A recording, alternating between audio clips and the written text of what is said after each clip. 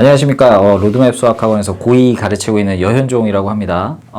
이번에는 제가 이제 지난번에는 목동고 기출들을 해봤는데 이번 시간에는 강서고, 목동 지역에서 가장 어렵다고 평가받는 강서고 시험에 대해서 기출을 몇 문제 좀 풀어보는 시간을 갖도록 하겠습니다. 강서고 다니시는 분들은 아시겠지만 강서고는 굉장히 높은 수학 실력을 요구를 해요. 문제를 어느 정도 원활하게 풀기 위해선. 그리고 시간을 70분을 주기는 하지만 보통 근데 그 시간 내로 다 풀기가 좀 빡빡한 편이죠. 그래서 시간 내로 다 풀어서 1등급 내지 전교 1등 이런 식으로 고득점을 목표로 하시는 분들은 수학 실력 자체가 출중해야 되고, 그 수학 실력을 잘 갖추기 위해서는 어떻게 해야 되냐면은 많은 문제를 많이 풀어봐야 돼요. 그래서 어떤 문제를 딱 봤을 때 이런 문제는 이런 식으로 접근을 해야지 라는 자동적으로 문제풀이가 튀어나오는 그런 정도의 그 습득이 좀 필요합니다.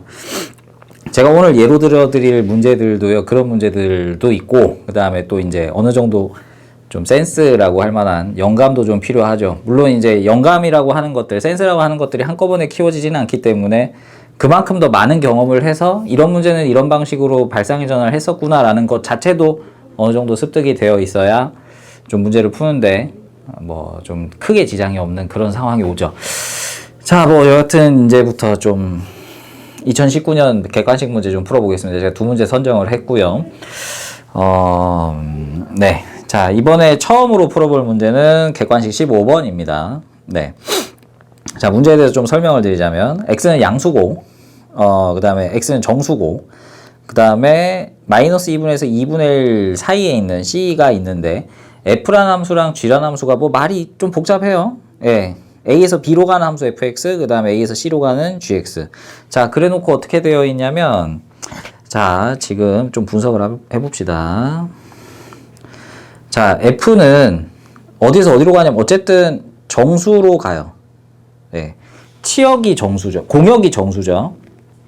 네. 아이코, 자, 뭐가 이상한 게 떴네요. 예. 자, 죄송합니다.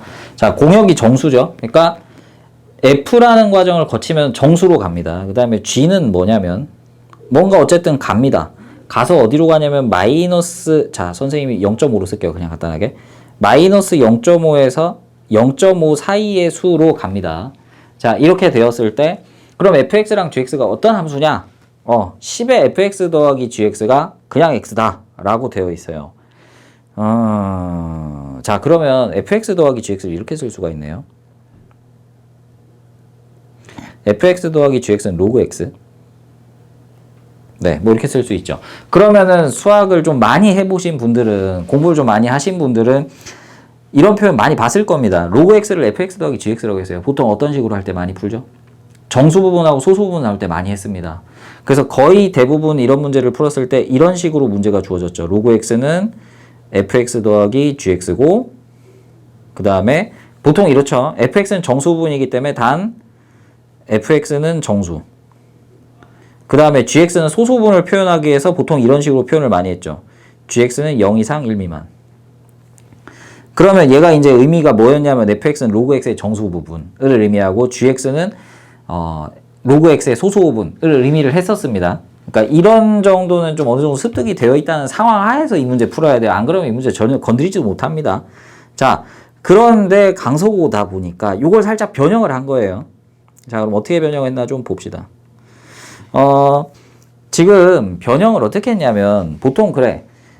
로그 x를 fx 더하기 gx로 놓은 것까지는 좋아요. 그런데 지금 정수까지도 괜찮아요.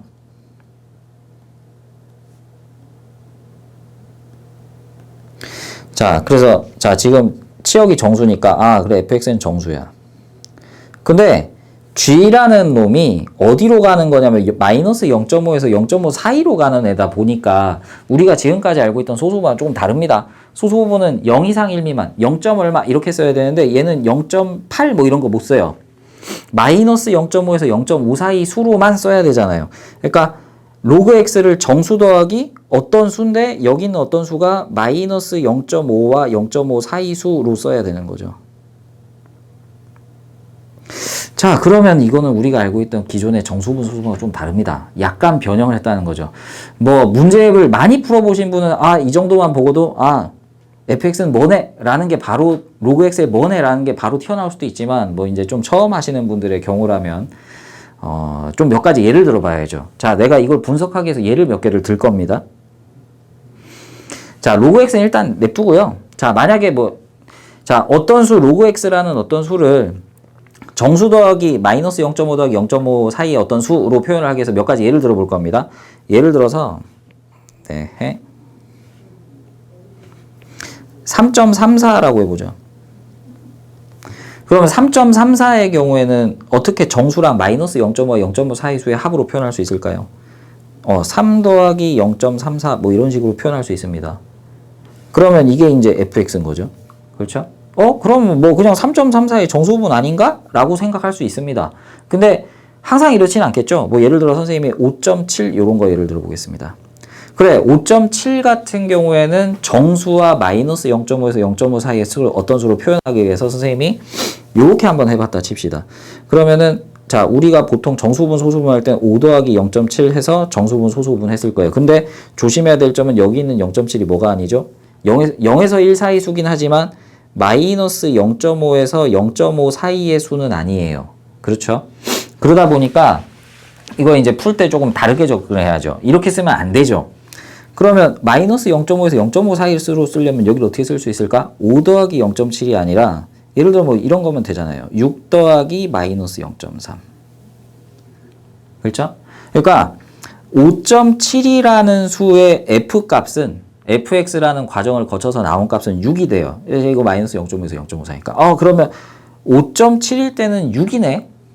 3.34일 땐 3이고. 자, 여기까지 했을 때 지금 fx라는 게 그러면은 로그 x에, 그러니까 뭐 3.34나 5.7에 3.34일 땐 fx가 3, 5.7일 때는 6.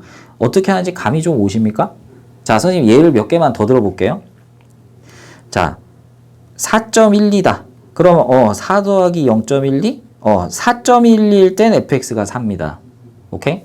자, 만약에 5 하지 말고 다른 숫자로 자, 2.85입니다. 자, 2.85는 어떻게 해야 되죠? 3 더하기 마이너스 0.15 뭐 이런 식으로 가능할 거예요. 그럼 2.85일 때는 3으로 써야 돼. 5.7일 땐 6으로 써야 돼. 3.34일 땐 3으로 써야 돼. 4.12는 4로 써야 돼. 자, 기존에 나와 있는 좌변에 있는 수에 어떤 조작 과정을 거쳐서 F라는 조작 과정을 거쳐서 F라는 과정을 거쳐서 뒷숫자를 만들었는데 이게 뭘까요? 우리가 잘 아는 용어로 자, 3.33는 3으로 4.12는 4로 하지만 5.7은 6으로 2.85는 3으로 이게 뭡니까? 반올림입니다. 이런 식으로 변형을 한 거죠. 강서구에서. 그러니까 fx는 좌변에 있는 수를, 그러니까 로그 x, 죄송합니다. 조금 로그 x를 반올림한 수예요.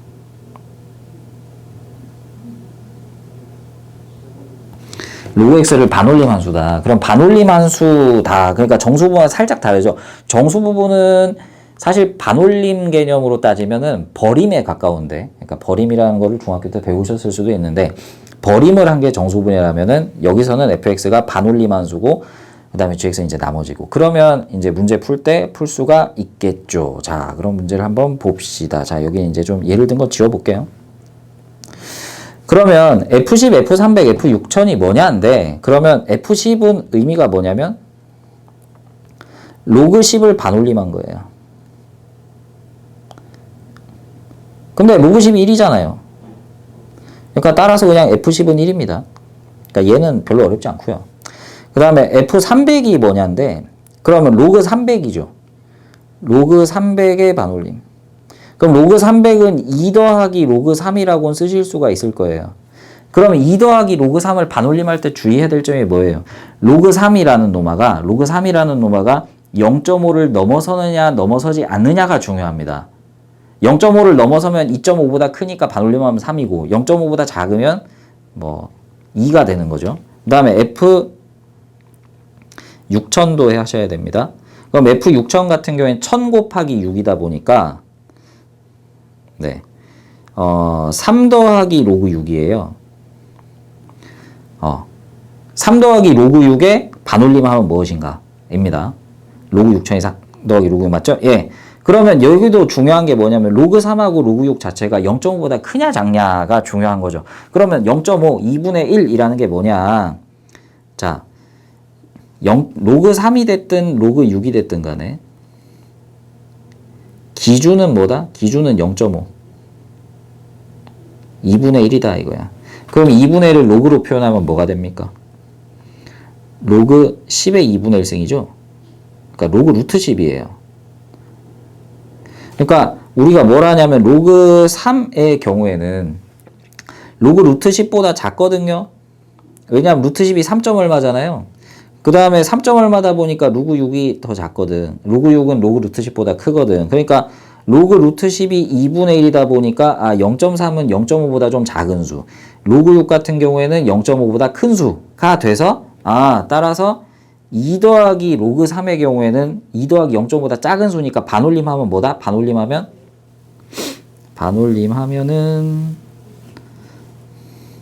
반올림하면 2. 그 다음에 로그 6 같은 경우에 0.5를 벗어나요. 그러니까 3.5보다 큰 수예요. 3.5보다 큰 수다 보니까 요놈아는 반올림하면 뭐? 4가 되겠지.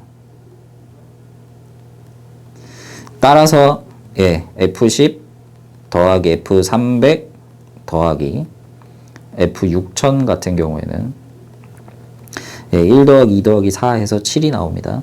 자, 이런 식으로 반올림을 해서 푸는 경우가 나왔는데 사실 이런 문제들도 좀 문제 많이 풀어보신 분들은 한두 번 정도 경험해 보셨을 수는 있습니다.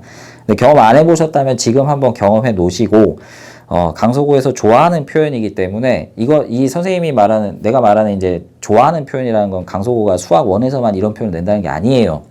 수학 2에서도 낼 수 있고 미적분이나 뭐 기하에서도 낼 수 있고 뭐 기하에서는 내기 좀 어렵겠지만 이런 표현 좋아하기 때문에 이런 식의 경험을 한번 해보는 게 좀 중요하다라고 생각할 수 있습니다. 자, 뭐 여하튼 반올림이라는 것만 캐치하면 답은 바로 쓸 수 있는 문제가 되겠습니다. 자, 강서구만의 고유의 표현법이 좀 드러나는 문제였습니다. 자, 그래서 일단 15번은 이 정도로 마무리를 하도록 할게요. 네. 자, 그러면 잠깐 있다가 또 다음 문제 보도록 하겠습니다.